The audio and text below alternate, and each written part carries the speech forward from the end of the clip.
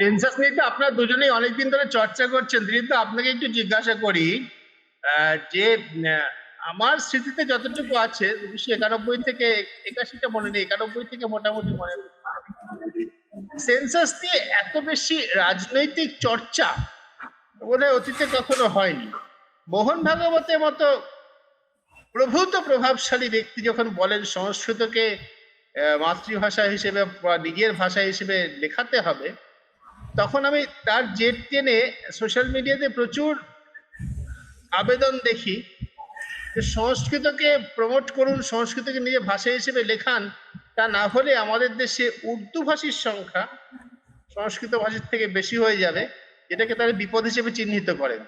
আমি এমন হোয়াটসঅ্যাপ গ্রুপে আছি, আমার বন্ধু বান্ধবদের তৈরি করা হোয়াটসঅ্যাপ গ্রুপ, নরশব্দের রূপ বলতে পারবেন না পুরোটা। তারা তাদের ঠিক করে ফেলেছেন যে এবার সংস্কৃতকে মাতৃভাষা হিসেবে লেখাবে। এই যে এই যে প্রবল রাজনীতি ঢুকে পড়া সেন্সাসের মধ্যে, এইটাকে আপনি কিভাবে দেখেন? আমার তো মনে হয় যে এবার অনেক লোকে নিজের মানে রাজনীতিভাবে ঠিক বলে মনে করে সেটাকে লিপিবদ্ধ করবে। এবার আবার সেলফ এনিউমারেশন রয়েছে, ফলে সেটা করা অনেক সহজও বটে। সংস্কৃত নিয়ে যারা প্রমোট করছেন তারা কতটা সংস্কৃত জানেন আমি জানি না, কারণ আমার নিজের সংস্কৃত জানা লোকের সংখ্যা হাতে গোনা। কুমার যাকে উল্লেখ করলেন, মানে নাম করলেই প্রণাম করতে হয়, সুকুমারী ভট্টাচার্য। তো তিনি নিজে ঘোর নাস্তিক ছিলেন, হিন্দুও ছিলেন না, খ্রিস্টান ছিলেন, এবং তার মতো শাস্ত্রজ্ঞ আমি খুব বেশি তো দেখিনি। অমর্ত্য সেনের দাদুর কথা শুনেছি, তাকে দেখা সৌভাগ্য আমার হয়নি, তার লেখা পড়েছি। আর সুকুমারী ভট্টাচার্যকে কুমারের সৌজন্যে সচক্ষে দেখেছি, যারা চর্চা করেন। এবং সংস্কৃত যারা চর্চা সিরিয়াসলি করেন তারা কখনোই সম্ভবত এটা বলবেন না যে সংস্কৃত সবার মাতৃভাষা হোক। ব্যাপারটা খুব মুশকিল হবে। ওই কি বলে, মানে সংস্কৃত শেখানোর লোকই পাওয়া যাবে না। যারা বলছেন তারা কতটা জানেন আমি জানি না, কারণ মন্ত্রপাঠ এক জিনিস আর সংস্কৃত জানা এক জিনিস। সংস্কৃত দর্শনের একটা বড় জায়গা তো নাস্তিক দর্শন, কারণ বিশ্বাসই করেন না ঈশ্বর। মানে মাধবাচার্যের সর্বদর্শন সংগ্রহ তো শুরুই হয় 4 ভাগ দর্শন দিয়ে, সেটা তো নাস্তিক দর্শন। তো সেখানে ঠাকুর নেই, দেবতা নেই, তো সনাতন কোত্থেকে আসবে? তারাও নেই, তো সবটাই মিসিং। সুতরাং সংস্কৃত ব্যাপারটা অত সোজা হবে না। আর সংস্কৃত চলে গেলে, সংস্কৃত না জানলে উর্দুর চর্চা বাড়বে, এটা খুব সুদীপ্ত তোমার আমার দুজনের জন্যই বা আমাদের 3 জনের জন্যই খুব স্টুপিড একটা স্টেটমেন্ট। উর্দুটাও খুব শক্ত ভাষা, সেটাও যে খুব বেশি লোক জানেন আমার মনে হয় না। পশ্চিমবাংলায় উর্দুভাষী খুব কম। এই আমরাই একসঙ্গে কাজ করেছিলাম living reality of Muslims in West Bengal দিয়ে, তাতে দেখেছিলাম যে আমাদের এখানে 80% নাকি 80+% যারা ইসলাম ধর্মাবলম্বী তারা সবাই বাংলাই বলে। এখানে উর্দু টুর্দু অত চলনি, উর্দু নিয়ে কেউ মাথা ঘামায় না। কিন্তু ভাষা কিভাবে ডিভাইড করে বা কিভাবে খণ্ডিত করে তার একটা বড় এক্সাম্পল হচ্ছে আসাম। আসাম এর একটা খুব বড় দুঃখ তাদের যে আমরা একটা রাজ্য থেকে 8খানা রাজ্য হয়ে গেলাম, ভেঙে টুকরো হয়ে।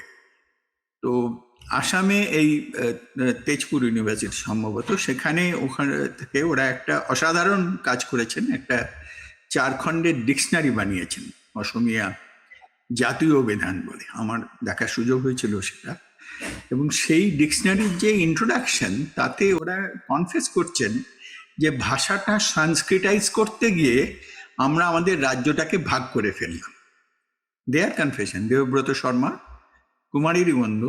তো উনি দেখাচ্ছিলেন যে কিভাবে যে শব্দগুলো ভার্চুয়ালি অরিজিন ছিল ওদের স্থানীয় শব্দ, মানে শব্দ স্থানীয় ভাষা থেকে, আঞ্চলিক ওখানকার আদিবাসীদের ভাষা যেগুলো সংস্কৃত ভাষায় ঢুকেছিল, সেইগুলোর একটা করে সংস্কৃত ইন্টারপ্রিটেশন লাগিয়ে দিল।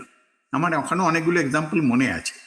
যেমন কর্বি, এই যে শব্দটা কর্বি আংলাংয়ের কর্বি, ওদের যে হেমচন্দ্র ভট্টাচার্য মশাই যিনি প্রথম অসমীয়া অভিধানটি বানালেন ভালো করে, তিনি এতই সংস্কৃতাইজড, তিনি ওটার বললেন যে এই শব্দটা আসলে এসছে ক্রব্য থেকে।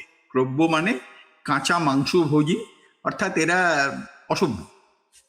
তো এই করে করে ওরা ছাঁকনির মতো বাঁচতে বাঁচতে ওদের ভাষায় এই যেভাবে সংস্কৃতে অরিজিন বলে ওরা অনুমান করলেন, সেই হিসেবে প্রচুর লোককে এলিয়েনেট করে দিলেন। ওদের ভাষাটা সংস্কৃতাইজ করতে গিয়ে দেশটাই টুকরো টুকরো হয়ে গেল, মানে অন্তত রাজ্যটাও এক টুকরো হয়ে গেল। তার কারণে লোকজন খেপতে আরম্ভ করলো। অসমীয়াটা আমাদের ছোটবেলায়, আমি ওই অঞ্চলেই বড় হয়েছি, তার ভ্যারিয়েশন তখন অতগুলো রাজ্যও ছিল না, তখন মেঘালয় হয়নি, তখন অরুণাচল হয়নি, এগুলো কোনোটাই হয়নি। ওটা এজেন্সি ছিল, বাকিগুলো অসমের অংশ ছিল। ক্যাপিটাল রাজধানী, অসমের রাজধানী ছিল শিলংয়ে। তো সেই সময় যে ভাষাগুলো আমরা অসমিয়া বলে বুঝতাম, সেগুলো আসলে সবই আঞ্চলিক ভাষার প্রভাব অত্যন্ত বেশি আর কি। আমাদের এখানে যেমন হয়, প্রতি 50-60 কিলোমিটারই তো ভাষা বদলে বদলে যায়। তো সেইভাবে ওইটা করতে গিয়েই কিন্তু ভার্চুয়ালি এই আঞ্চলিক আন্দোলনগুলো হলো এবং বেড়ে গেল। এই যেটা কুমার বললো যে রাজবংশী চাকমা ঢুকে বসে আছে আপনার ভাষায়, ঠিকই তো।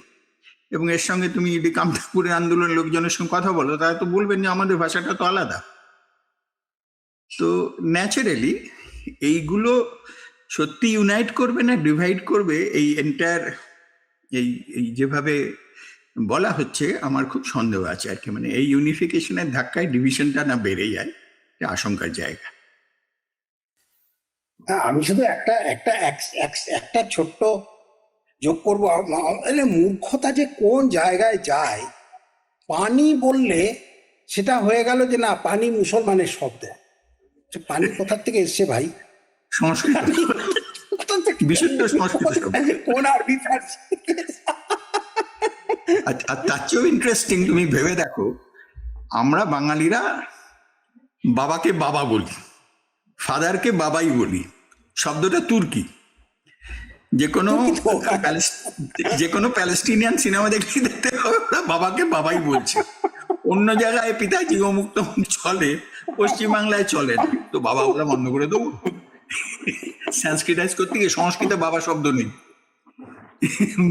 এটা একেবারেই তুর্কি শব্দ। করা যাবে। কিন্তু এখন দিলীপদা কুমার দুজনকেই বলছেন অনুষ্ঠানটা গুটিয়ে আনবে এবার। এই যে সর্বব্যাপী একটা শুদ্ধতা আবিষ্কারের চেষ্টা চলছে না, একটা শুদ্ধতা আমরা কিসে খুঁজে পাচ্ছি? যে কোনো কিছু যার সঙ্গে পশ্চিম এশিয়ার কোনো সংস্রব আছে, যার সঙ্গে ইসলামের কোনো সংস্রব আছে, সেগুলো অশুদ্ধ, বাকি সমস্ত কিছু শুদ্ধ। বেশ প্রায় বোধহয় 20-25 বছর আগে হবে, সেই দূরদর্শনে সেই রামায়ণ মহাভারত থেকে এটা শুরু হয়েছিল। আজকাল কিন্তু সত্যি কথ্য ভাষাতে, বিশেষ করে এই শাসক দলে, কেন্দ্রের শাসক দল, এখন পশ্চিমবঙ্গের শাসক দল, তাদের হিন্দিতেও কিন্তু আপনি লেকিন, জরুরত, এ সমস্ত শব্দ শুনতে পাবেন না। এই যে শুদ্ধতা আবিষ্কারের যে চেষ্টাটা চলছে না, এটার সঙ্গে সেন্সাসের এটার ফলাফল কি গিয়ে দাঁড়াবে, সেটা আমি একটু আপনাদের অনুমান করতে বলবো।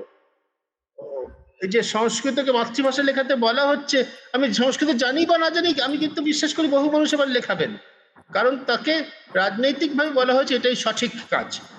ওই যেমন সনাতন ধর্ম, আজ থেকে 10 বছর আগে সনাতন ধর্ম বলে কোনো কিছু নামই আমরা শুনতাম না, আমরা তো হিন্দু পরিবারের জন্ম, কিন্তু এখন শুনছি সনাতন ধর্মটা কি সনাতন কাল থেকে ছিল, আমরা শুধু ছোটবেলায় বুঝতে পারি।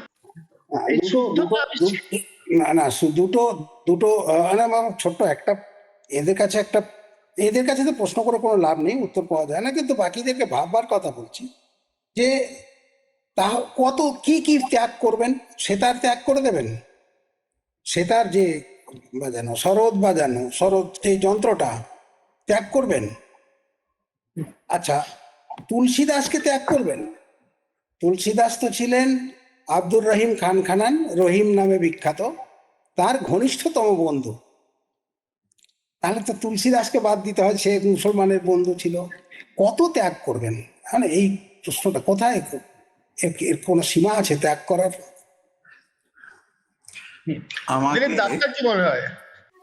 আমাকে আমি তোমায় বলি, কদিন আগে এককালে প্রাক্তন বিবিসি সাংবাদিক আমার একটি অসমবয়সী বন্ধু আছে, কদিন আগে ফোন করে বলছিল এই প্রায় তোমার মতোই একটা প্রশ্ন করছিল সুদীপ্ত, যে আপনার কি মনে হয় দিলীপ দা সব ইউনিফাইড হয়ে যাবে?